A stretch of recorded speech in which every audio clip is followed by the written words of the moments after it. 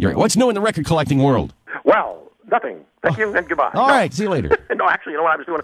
I was going over some of my finds in 2009. Yes. To see some of the things that I had found. I found some pretty interesting stuff last year. I found a copy of the Kinks, the album "You Really Got Me." Mm-hmm. On what label?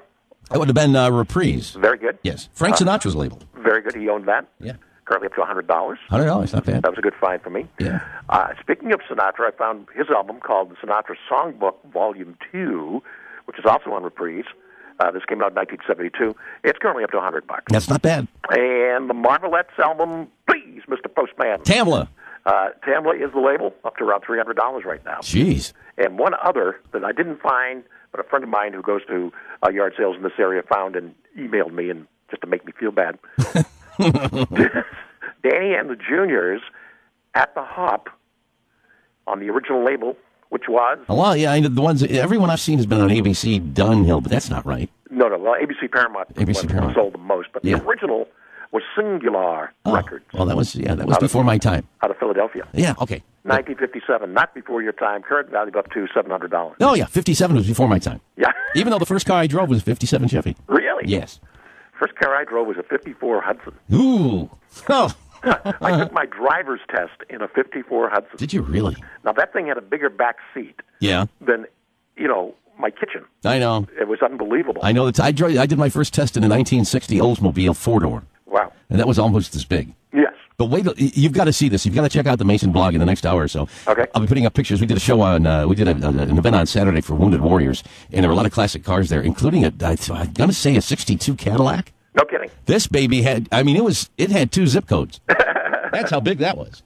And I got a picture of it, sort of, because it wouldn't all fit in the picture. But it was just huge, and the tail fins went to the sky, and it was just, it's amazing how things have changed. I got in an accident with the 54 Hudson, broke the headlight, and completely totaled the other car. Oh, yeah. That was a tank. A snowplow. Oh, it was great. To say the least. That's amazing. That is just amazing. Yeah, you ought to do it'd be kind of fun to find out what the first car everybody drove. And so I know. Fun thing. I've actually, that's a good idea. Yeah. Thanks for the reminder. I don't know why you didn't think of it then. I probably wasn't really thinking. But now I am, now that you brought it up. What else did you find? Well, those are the big ones. I always keep in mind the big ones that I found. But a lot of them over the year, but those are the 3 or 4 that stuck out. Not bad. Yeah.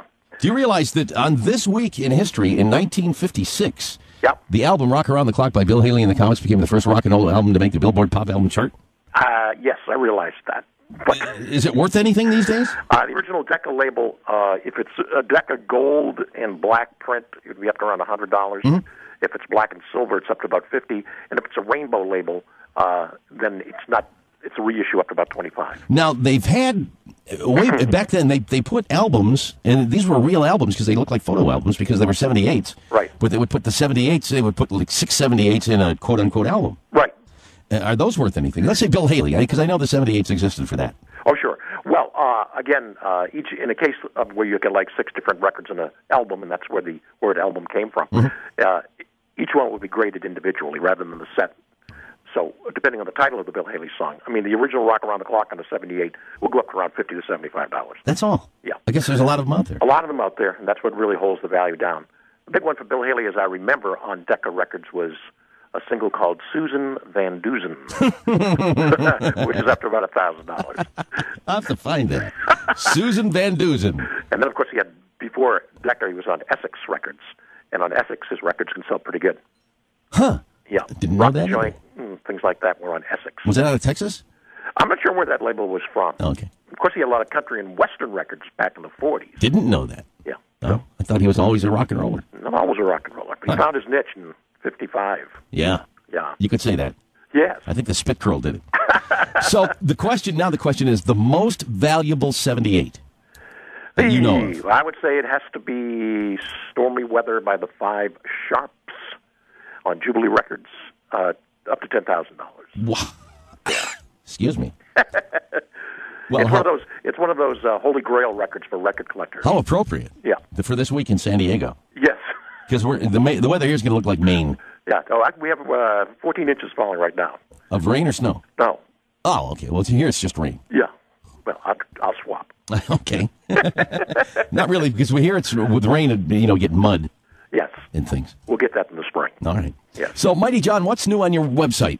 New on the website. Well, since we talked last, I'm not sure if there's anything quite new. We, of course, put out our monthly list of 10 records worth $100 or more. And if you missed the Elvis Top 10, which we did the first week in January, you can just request it, just email us, ask for it, and no charge. We'll zip it right off to you.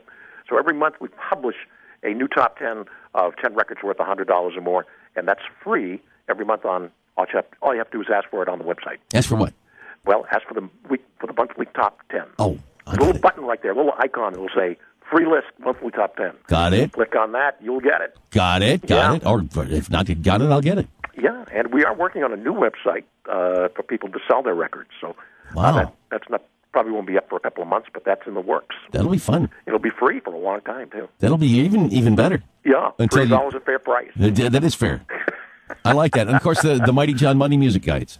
Money Music, the record price guide, listing the values for well over 1 million different records. That's available right on the homepage at the website. Over 55,000 different recording artists. And I was realizing when we started this in 1975, we had like 100,000 listings. Mm-hmm. Now there's over 1 million listings.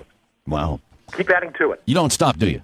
One of the most recent ones is actually a Leonard Skinner 45 we didn't know of, called The Shell, 1968. Current value up to $2,000. I just found out who discovered Leonard Skinner. Somebody. Al Cooper discovered Leonard Skinner. Yeah. Al Cooper just performed here in San Diego. And he was with, of course, Al Cooper, Blood, Sweat, and Tears. And? The Al Cooper Project. And before that? Alice Cooper. The Royal Teens. Jackie. Oh, yeah, of course. He was playing guitar. That's right. Yeah, so we talked about that. He said, please don't talk about that. He said that. Just another little episode on the Mason blog. Should have put that on the first Blood, Sweat, and Tears album. He should have done that. That would have. Yeah, it's like, hey, it's not really what we sound like, but check this out anyway.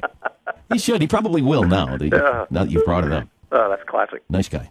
And who else did we see? Dick and Dee Dee. We ran into them on Saturday. I didn't run into them. We did the party with for the Wounded Warriors. Yes. Dick and Dee Dee, and I've read her, just the opening pages of her book, about how the first time she heard the Mountains High on the radio, she said, why are they playing the wrong side? Oh, is that right? Yes, she says that the Flip was the one that she thought was the hit song. Oh, no kidding. Which just goes to show you what an 18-year-old girl knew.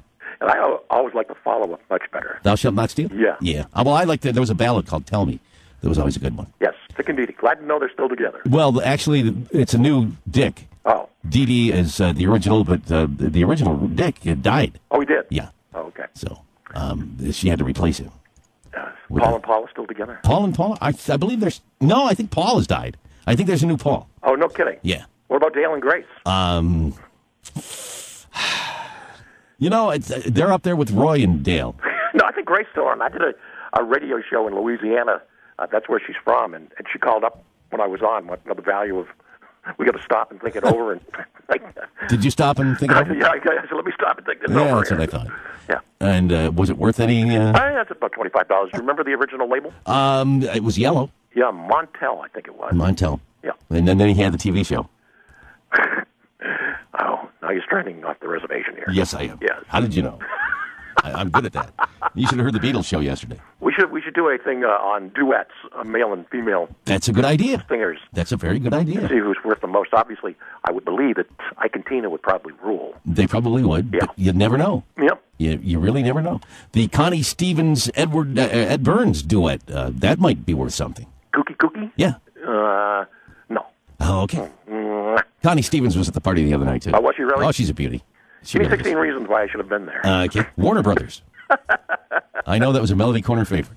Great record. Yes. And, one more. Speaking of Melody Corner, Do You Love Me, The Contours. Now, that was not originally on Gordy, was it? Yeah. Was it really? Yeah. Oh, all right. And the album is up to about $300 right now. That's a good one. Yes. Okay. That's the original album, not the reissue. Not the not the Dirty Dancing soundtrack. Yeah. Just want to keep that clear. Awesome stuff. Absolutely. As always, Mighty John, it's moneymusic.com. Moneymusic.com. Find out the value of any record right there. And if you have a record that's not listed in our price guide, we do any additional research for free. Wow. We cover you. That's good. Yes. Well, thanks for the cover. Even though most of the originals are one-page. You're on vacation. That would be the first day of February. We'll have a brand new top 10 list. Somewhere around there. That's right. All right. Just double check on if you see your shadow, 6 more weeks of winter. Oh, that's the 2nd of February. Oh. Groundhog Day. I already have the grinder ready to go for that. I get you two mixed up. All right, I'll see you later. Okay. Goodbye. Bye.